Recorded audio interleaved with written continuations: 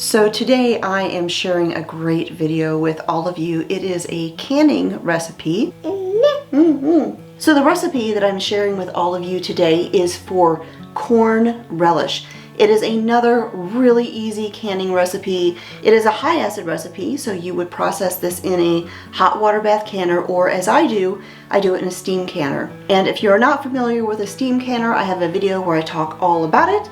I will put a link to that down below. And so as you can see, I have already finished making this because my jars are done, they are labeled, and this is ready for the pantry.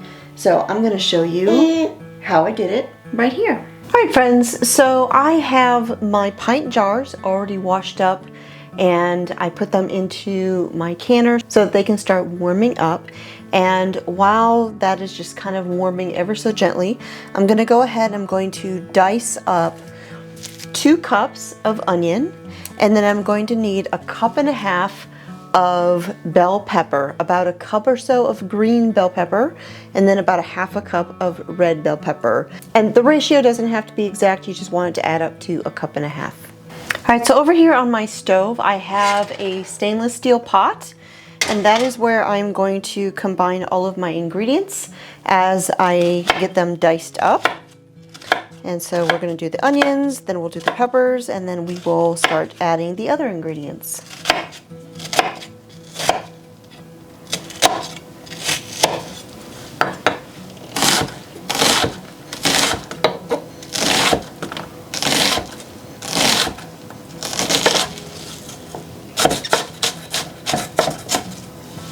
Alright, so we've got our 2 cups of onions. I'm going to go ahead and put those into the pot.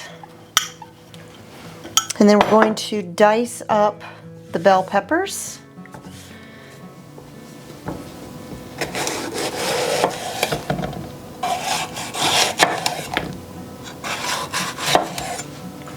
And again, you want about 1 cup of the green bell pepper and about a half a cup of the red bell pepper. And I'm cutting my pepper pieces and onion pieces about the same size as a kernel of corn, just so that you have a little bit of consistency with your sizing with your pieces.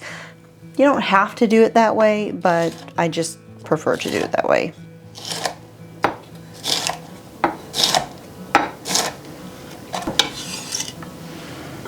Okay. So that puts us at about a cup of the green. So we'll just save these for another recipe.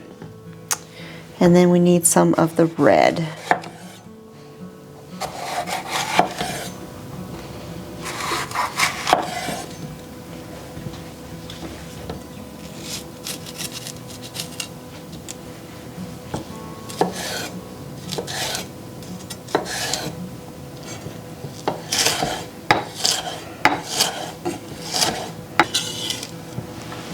All right, and that puts us at a cup and a half of bell pepper, 1 cup green, half a cup red, so we're going to dump that in. And now for some corn. I'm going to need 9 cups of corn kernels, whether that's fresh or frozen.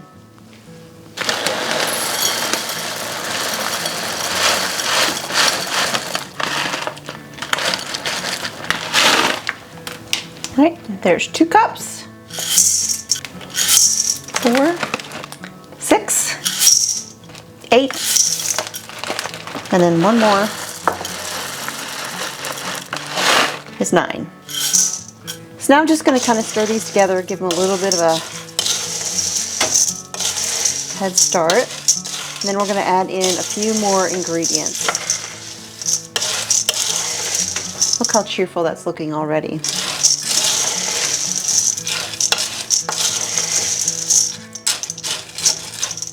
All right, now we're going to add in 1 cup of granulated sugar. We're going to add in 2 tablespoons of salt. And this is just regular salt. I'm using sea salt here, Redmond's real salt. All right, 2 tablespoons of salt. I have a tablespoon and a half of celery seeds. Now we're going to add in a tablespoon and a half of mustard seeds.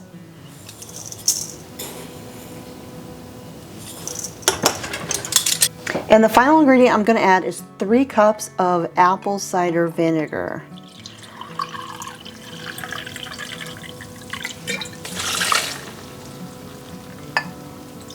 So now what I'm going to do is I'm going to turn on my stove eye here, and I'm going to bring this mixture up to a boil, and I'm going to stir it frequently because we don't want the corn or anything to scorch in the bottom of the pot. And so we're just going to let this do its thing, and while it's heating up, I'll clean up my mess right here. All right, so my corn relish here has begun to boil.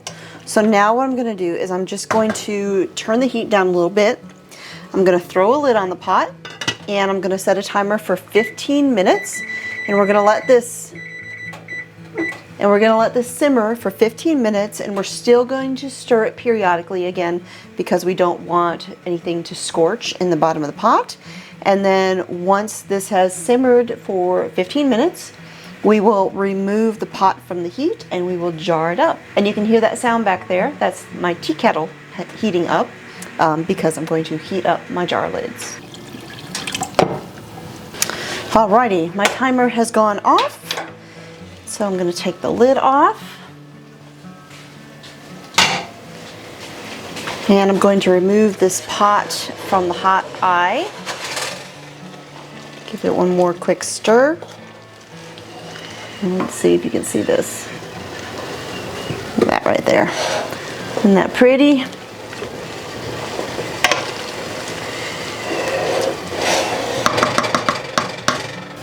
All right, so I'm going to start jarring these up, and I'm going to fill up my pint jars until I have a 1/2 inch of headspace, which, as you probably know, is the distance between the top of the jar to the top of the food.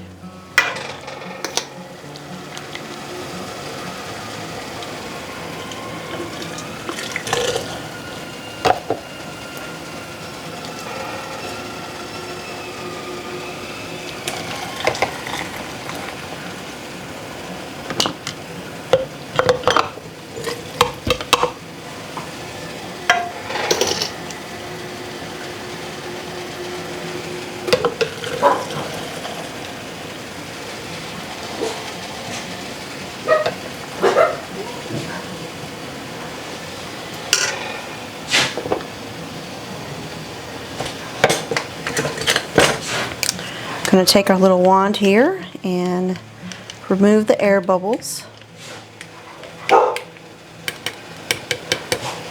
This one's a little on the full side, so I'm going to take a little bit of that and add it to the other side,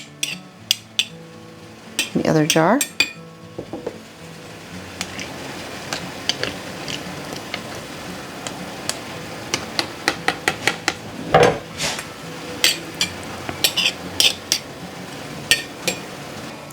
Now we're going to take a damp cloth that I'm going to dip in some white vinegar here, wipe the tops of the jars,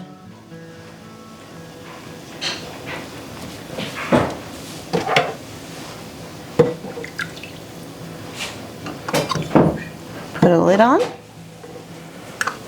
Mr. Smith just got back from the grocery store. Had to run and grab a couple things for me. No doggies. Go on. All right, put a ring on, finger tight, and into the canner. And we're going to do that with all of the relish.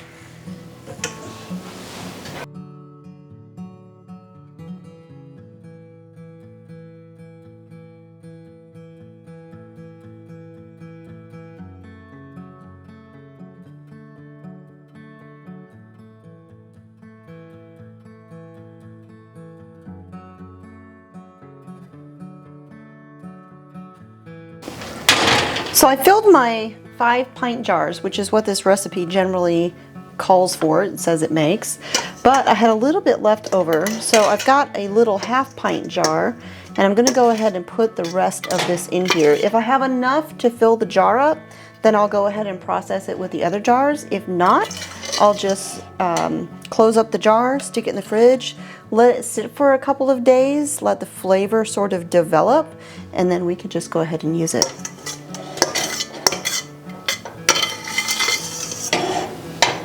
And that looks like what we will be doing because I don't quite have enough to fill this jar. So now the jars are going to process in a hot water bath canner or a steam canner that you see me using here for 15 minutes processing time. Of course, you do want to adjust that for elevation if you live in a higher altitude elevation sort of area, but 15 minutes for a hot water bath canner. If you're not familiar with a steam canner, it is made for high acid foods, just like a hot water bath canner, and it's very lightweight, it's very easy to use, it heats up quickly and cools down quickly, and I use it most of the time when I'm doing high acid foods, unless I'm doing a really big batch of something that won't fit into my steam canner.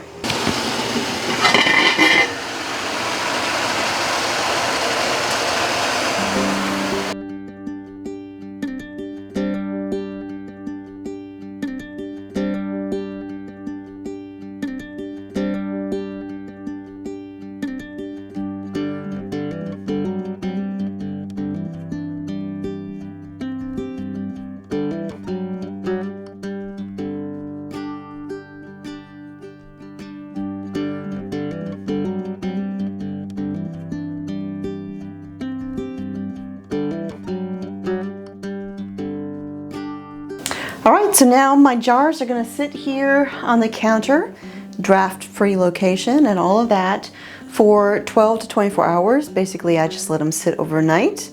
Tomorrow morning, I will remove the rings, check the seals, make sure they're all good. Then I will label the jars and store them away in the pantry. And this particular recipe, it is sort of a pickling type of recipe. And so if you allow the relish to sit for a week or two in your pantry before you consume it, the flavor's going to develop better and it's going to taste amazing. And you can use this for all sorts of things. I think my favorite way to use this corn relish is on top of a taco. I just think it is the perfect flavor and everything to complement that. That is always the sound you like to hear, that little tink as the jars seal. Bye-bye.